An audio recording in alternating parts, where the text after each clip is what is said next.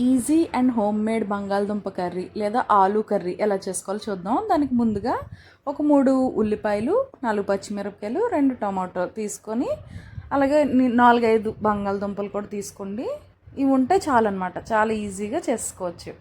ఒక bowl stove మీద పెట్టుకొని అందులో కొంచెం ఆయిల్ వేసుకుని వేడెక్కిన తర్వాత మనం కట్ చేసుకొని పక్కన పెట్టుకున్న ఉల్లిపాయలు, పచ్చిమిర్చి 2 వేసేసి ఫ్రై చేసుకోండి.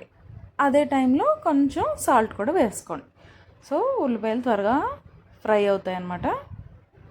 ఉల్లిపాయలు ఫ్రై అవుతున్న టైంలో మనం తీసుకున్న టమాటోని కట్ చేసి ఇలా పక్కన పెట్టుకుందాము. చిన్న చిన్న ముక్కలుగా కట్ చేసుకుంటే త్వరగా మగ్గడానికి ఛాన్సెస్ ఉంటాయి.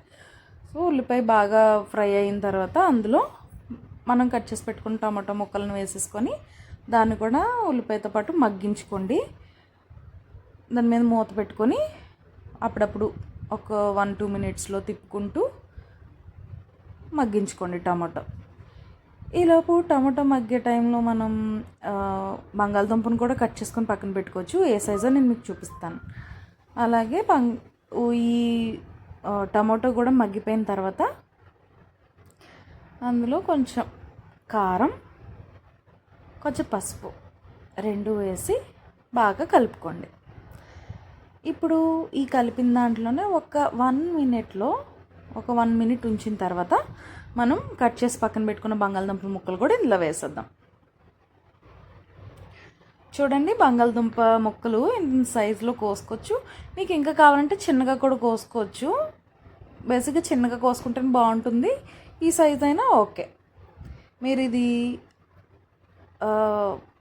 రైస్తో తినొచ్చు, అలాగే రోటీతో కూడా మీరు సర్వ్ చేసుకోవచ్చు. బంగాళదుంపలతో వేసాక ఒక్కసారి ఆ గ్రేవీని ఒక్కసారి కలపండి. దాని తర్వాత చూడండి ఎలా ఉందో. సో దీంట్లో మనం ఒక చిన్న గ్లాసు వాటర్ పోసుకోండి. ఒక్కసారి తిప్పి మూత పెట్టి మీరు అలా మగ్గిస్తే చాలు. ఒక 5 మినిట్స్లో బంగాళదుంప బాగా మెత్తగా ఉడికిపోతుంది అన్నమాట. మీకే అనిపిస్తుంది ఇంత ఈజీగా కర్రీ అయిపోయిందని.